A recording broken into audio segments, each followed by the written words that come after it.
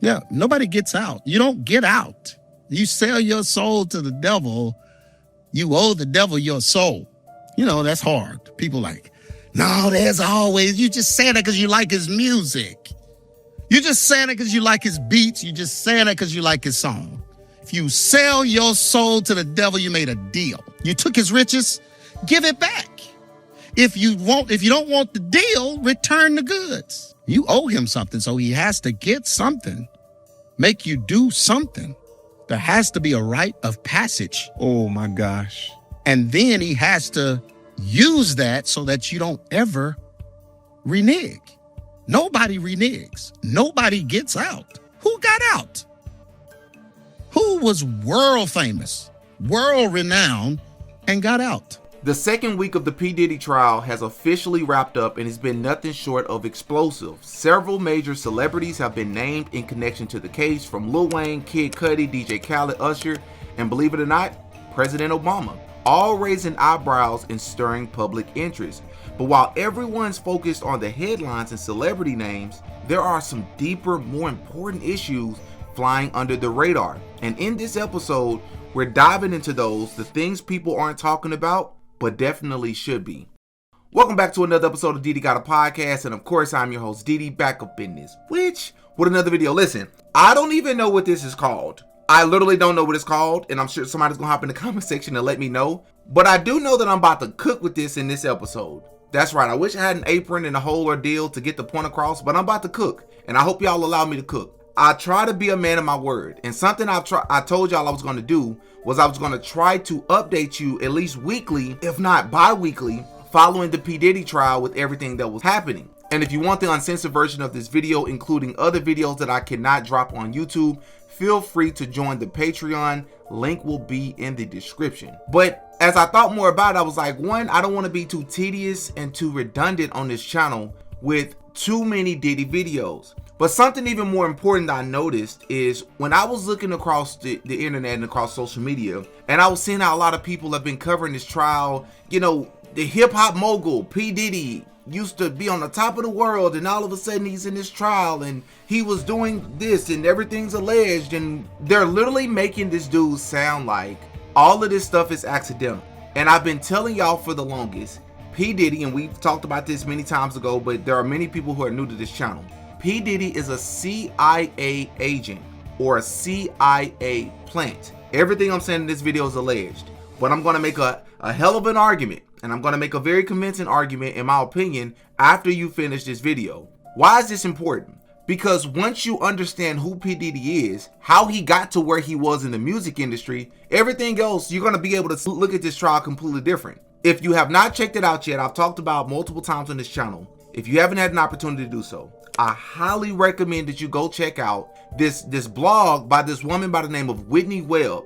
There's a blog she released called One Label Under Blackmail. And if you haven't watched anything in your life, this will be one of the most explosive things you'll ever read in your life. This blog strategically, very impressively, and very comprehensively details Diddy's powerful connections to a lot of people in the industry well before he came into the industry, by the way, dating back to who P. Diddy dad was and who he was affiliated with. But it also ties P. Diddy to people like Jeffrey Epstein and how they ran in similar circles, all this, that, and the third. Why is this important? Because once again, you have to understand that to then understand P. Diddy was placed in the industry to do what P. Diddy did. Get behind Ciroc, encourage people to drink more liquor, because he's tied to this liquor brand when he didn't even come up with Ciroc, but a lot of us believe that he did. To promote people like Biggie Smalls and all the destructive things that Biggie Smalls stood for in his music, affiliated with all the destructive messages in hip hop. Once again, why is this important? Because there's this illusion in hip hop or in Hollywood altogether that if you work hard enough or if you're talented enough, you can make it. You can try your hardest. But as we've proven many times on this channel, that's not true, people.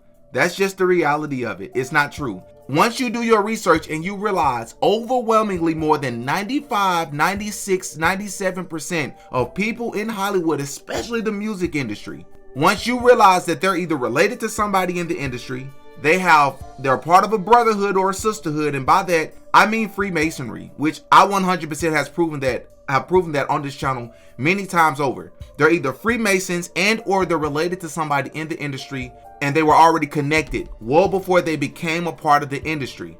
There are no new people in Hollywood, no new people in the music industry. This has been something that's been said for a while. And if you get a chance, I would highly recommend you go and check out a video called Why You Will Never Be a Mainstream Rapper on one of my favorite YouTube channels called Industry Hoax Revealed. You will not be disappointed. It talks about all the nepotism and all the smoke and mirrors and the illusion of becoming a famous rapper. A lot of these people have ties together, so it shouldn't come as a shock or a surprise when you find out that people like Barack Obama being named in Diddy's trial. A lot of people don't know that. P. Diddy's drug dealer, this is not a conspiracy theory, P. Diddy's drug dealer literally said that he sold drugs to P. Diddy and he also met with Barack Obama at times. But the weirdest thing about all of this is when he said that, nobody followed up. Nobody asked him what he meant by that. Nobody asked him, what are you meeting with Barack Obama for? What did y'all meet up for? What did y'all talk about? Did you sell drugs to him? Was he a part of the? No, none of that. They literally was a one-off and they kept it moving with the testimony. That was very strange. But again, we've talked about Diddy's ties to Barack Obama and other people on this channel before. Feel free to check those videos out as well. But back to Diddy. When I'm looking at this trial, people have to understand that this is a person who was able to do all the things. He was able to thrive, make all this money, have all these hit records, live this lavish lifestyle, fly all around the world, have as many women as he wanted, and he never got in trouble for nothing. All the speculation, all the rumors, it was the worst kept secret in Hollywood that Diddy has been doing these things for decades. Nothing ever came about from it. Nothing. Keefy D has been saying for years, listen, I'm telling you, I was the person that was paid by P. Diddy to take out Tupac Shakur. Nobody ever looked into it until much later. That's a problem, people, but I'm going to tell you why. Because again, P. Diddy is and was a CIA plant. He was placed into the industry to spread destructive morals to the urban community. Because for those of you who don't know, there was a meeting that allegedly happened in the early 90s of some very powerful men that decided that they were going to start heavily investing into private prisons, and that they wanted to find a pipeline and figure out how to make their investment boom. How do you do that? You invest in the right people to infiltrate music, because as I've said on this channel many times before, music is the only thing that can enter the subconscious without a person's permission. You invest in the right people to infiltrate hip hop, spread these destructive morals, make it sound cool, encourage people to commit crimes and live a dangerous lifestyle, which will once again create this hip hop or this music industry to prison pipeline. And it makes perfect sense when you look at the 90s. The letter is the secret meeting that changed rap music and destroyed a generation. Damn. Hello. After more than 20 years, I finally decided to tell the world what I witnessed in 1991, which I believe was one of the biggest turning points in popular music and ultimately American society. I have struggled for a long time weighing the pros and cons of making my story public, as I was reluctant to implicate the individuals who were present that day. So I've simply decided to leave out the names and all the details that may risk my personal well-being and that of those who were, like me, dragged into something they weren't ready for. Damn. Hold on, let me. So we gonna tell the story. We gonna tell the story. We ain't scared. You know what I'm saying? What they gonna do? They after us. Now. Look, that black van. So look. So he says between the late 80s and early 90s, I was what you may call a decision maker with one of the more established companies in the music industry. I came to Europe in the early 80s and quickly established myself in the business. The industry was different back then, since technology and media weren't accessible to people like they are today. The industry had more control over the public and had the means to influence them any way it wanted. Right. This may explain why in early 1991, I was invited to attend a closed-door meeting with a small group of business insiders to discuss rap music's new direction. Little did I know we would be asked to participate in one of the most unethical and destructive business practices ever seen. Crazy. So this was the meeting. The meeting was held at a private residence on the outskirts of Los Angeles. I remember about 25 to 30 people were being there, most of them familiar faces. Speaking of those I knew, we joked about the theme of the meeting, as many of us did not care for rap and failed to see the purpose of being invited to a private meeting to discuss the future of hip-hop. Talk to him. Among the attendees was a small group of unfamiliar faces who stayed to themselves and made no attempt to socialize beyond their circle. Based on their behavior and formal appearances, they didn't seem to be from our industry. Our casual chatter was interrupted when we were asked to sign the confidentiality agreement, preventing us from publicly discussing the information presented during the meeting. Needless to say, this intrigued, in some cases, disturbed many of us. The agreement was only a page long, but very clear on matters and consequences, which stated that violating the terms would result in job termination immediately. We asked several people what this meeting was about and the reason for such secrecy, but could not find anyone who had the answers for us. A few people refused to sign and walked out. Nobody stopped them. I was tempted to follow, but curiosity got the best of me. That's right. A man who was part of the unfamiliar group collected all the agreements from us. So now it's going to get to the good part because the meeting about to start. Talk to him, G. It says, quickly after the meeting began, hold on one second. Get your popcorn, y'all. Popcorn, get your pistol. No, it's like, For real. quickly after this meeting began, one of the industry colleagues, who shall remain nameless like everybody else, thanked us for attending. He then gave the floor to a man who only introduced himself by first name and gave no other details about his personal background. I think he was the owner of the residence, but that was never confirmed. He briefly praised all of us for the success we had achieved in our industries and congratulated us for being selected as part of this small group of decision makers. At this point, I began to feel slightly uncomfortable and the strangeness of this gathering. The subject quickly changed as the speaker went on to tell us that the respective companies we represented had invested in a very profitable industry, which could become even more rewarding with our active involvement. Damn. He explained that the companies we worked for had invested millions into the building of privately owned prisons, and that our positions of influence in the music industry would actually impact the profitability of these investments. Then he says, I remember many of us in the group immediately looking at each other in awe and confusion. At the same time, I didn't know what a private prison was, but I wasn't the only one. Sure enough, someone asked what these prisons were and what any of this had to do with music. We were told that these prisons were built by privately owned companies who receive funding from the government based on the number of inmates. The more inmates, the more the government would pay these prisons. It was also made clear to us that since these prisons are privately owned, as they become publicly traded, we'd be able to buy shares. Most of us were taken back by this. Again, a couple of people asked what this had to do with us. At this point, my industry colleague who had first opened the meeting took the floor again and answered our questions. He told us that since our employees had become silent investors in this prison business, it was now in their interest to make sure that these prisons remain filled. Our job would be to help make this happen by making music which promote criminal behavior, rap being the music of choice. He assured us that this would be a great situation for us because rap music was becoming an increasingly profitable market for our companies, and as employees, we'd also be able to buy stocks in these prisons. Immediately, silence came over the room. You could have heard a pin drop.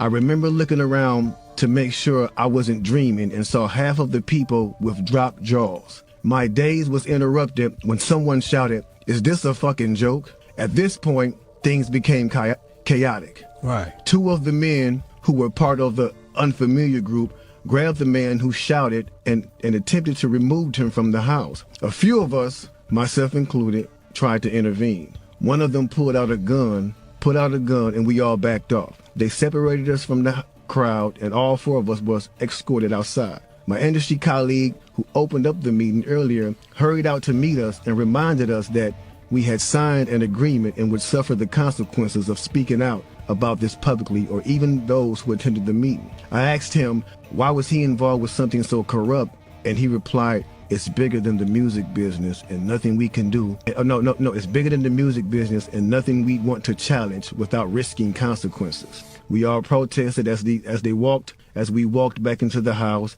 I remember Word for word, the last thing he said, "It's out of my hands now. Just remember you signed an agreement." He then closed the door behind him. The men rushed us to our car and actually waited until we drove off the property. Damn. So this meeting, bro. Now that's a lot for a meeting right there. Oh yeah, definitely. You know, and this person later on, he said, you know, this person actually ended up leaving the music industry after this happened. A few years after this, he ended up leaving the music industry. Okay. And he said he just, like, you know, over the years, he just felt guilty because he said as he sat back and he watched these plans come to a reality Over 2 decades. he sat back and was like, wow, they really pulled it off. And it makes perfect sense. Imagine how crazy this sounds, y'all. It is a crime to assault people. It is a crime to sell drugs. It is a crime to grape women. It is a crime to pow people. But when you listen to the music, it is not a crime to encourage people to do it. Y'all, it's literally against the law to go out and to go on a plane and to yell like there's a bomb on the plane, to make a false claim, or to go out in public in general. It's literally against the law to do that. But it's not against the law to go into music and encourage people to sell drugs, assault people, pow people. You got beat a Negro, shoot a Negro, assault a Negro, F a Negro, but there is no F a Jew, beat a Jew, assault a Jew. And do you all think that's a coincidence? Of course it's not a coincidence. Again, I'm done with coincidences on this channel, which is why I started a series more than 3 years ago called More Than a Coincidence. Because it was just too many coincidences when you start to look into this stuff. And this guy by the name of G. Craig Lewis, I believe I'm saying his name correctly, is this pastor who apparently has been going viral for years. I don't know how, I've never heard of him, exposing the music industry. And the reason why we're going to talk about him today is because one of the people, all the people I've named at the beginning of the video that's been listed, the celebrity names that's been listed during this trial, another person that people were looking to see if they would be named was T.D. Jakes. Because I 100%, I don't have the proof, everything I'm saying in this video is alleged. I believe that T.D. Jakes is a Freemason. That's my personal beliefs. And it makes perfect sense to me because if you're closely tied to P. Diddy, but we're now finding out that P. Diddy's actions actually never changed. In fact, one could even argue he only got worse. But during this time, he was also hanging out with you, who is a pastor. So if he's hanging out with you, yes, he's still responsible for his own actions. But if he's hanging out with a pastor and your job is to spread the word of God, and he's growing worse during this time frame, to me, that seems like he may be having more of an influence on you than the other way around. Well, we're not going to talk about T.D. Jakes today. That's not the pastor we're going to talk about. We're going to talk about Mr. Lewis, who recently went viral on this podcast called We Need to Talk. I'll link it down below. And he describes to us how he literally breaks down to a T the origin of hip hop, the origin of the word hip hop, how Christian hip hop is basically an oxymoron in itself. It's a contradiction in itself. It's counterintuitive in itself, in the name itself. And he tells us the history of hip hop, why and how they have infiltrated hip hop, how they attack the masses in one of the most beautifully put ways you'll ever hear in your life. It was a spirit, and I didn't know it. I didn't know that was a spirit. So to put Christian in front of that, I don't think so. I don't think so. And hip hop, just to break the word down, is booty shaking. Hip? Oh, if your hip is hopping, I mean, I don't need to have no holy. The fact that I'm a poet and I missed that is crazy. That's the origin of the phrase. So, I mean, it's never been good. I want to ask you a couple more things. Just a couple more. That's it. Just a couple more. Okay. Okay, so there have been this silent understanding that many people that have reached the heights of hip hop had to do so through sacrifice, through giving up their body, some to a certain extent. Have you ever, has your research ever gone far enough to kind of verify that people are doing whatever they have to do to get to a certain level? Yeah, that's where it came from. That came from EX Ministries. Yeah, we were the first people to talk about that. A lot of Illuminati, all of that. That's EX Ministries.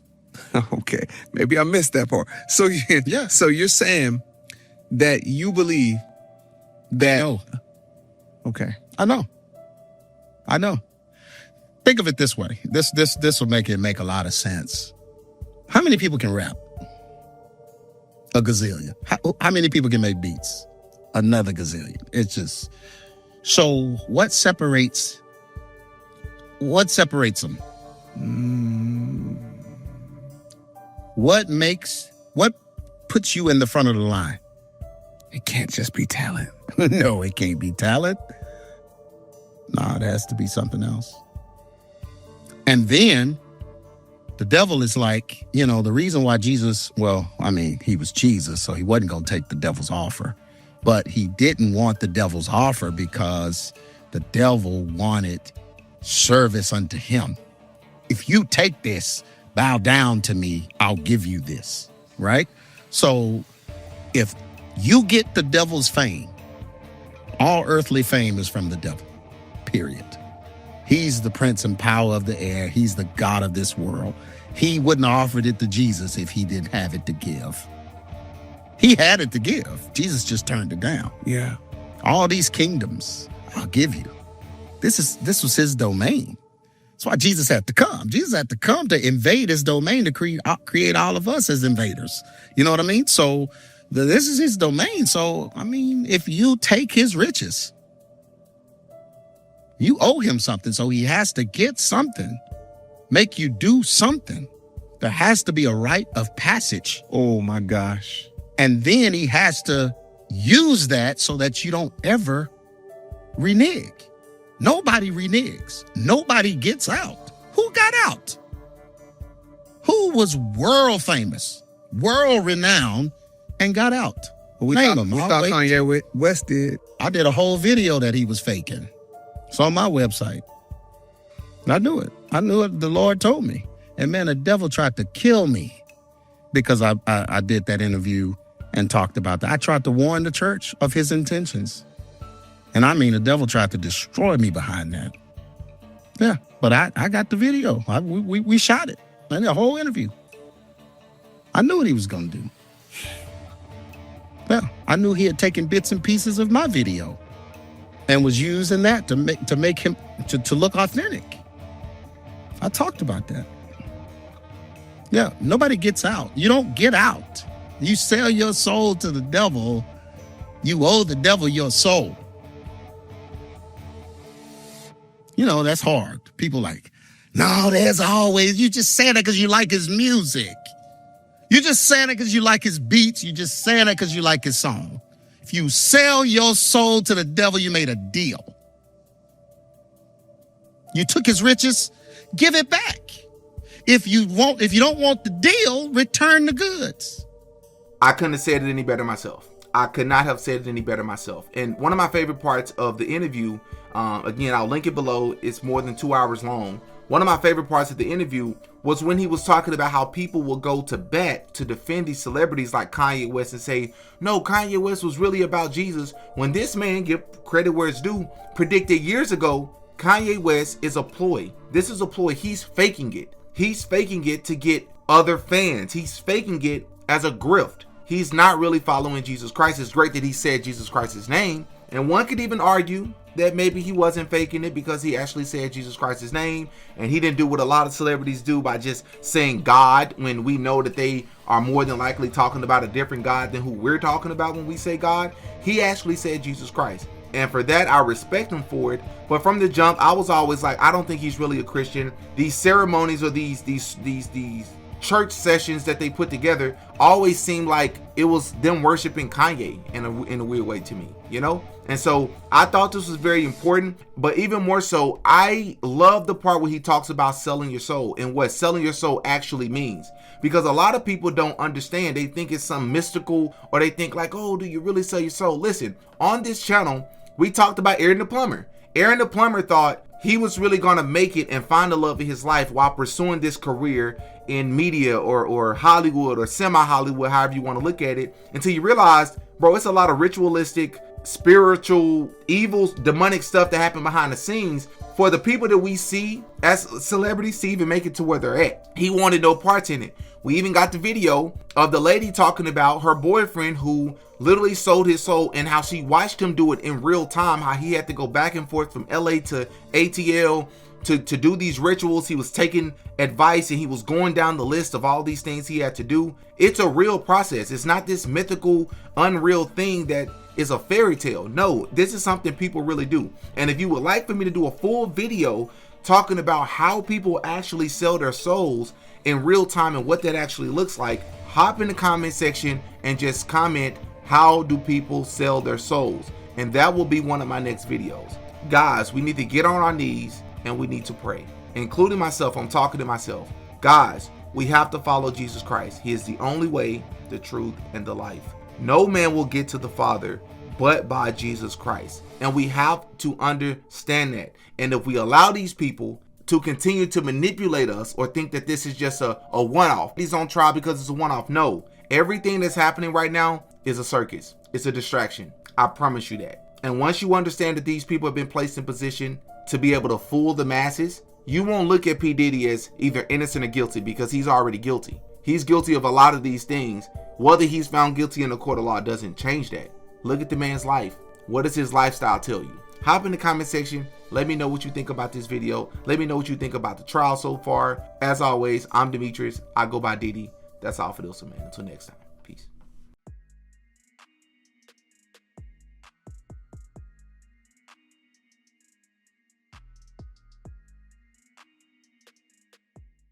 Oh yeah, Diddy got a podcast.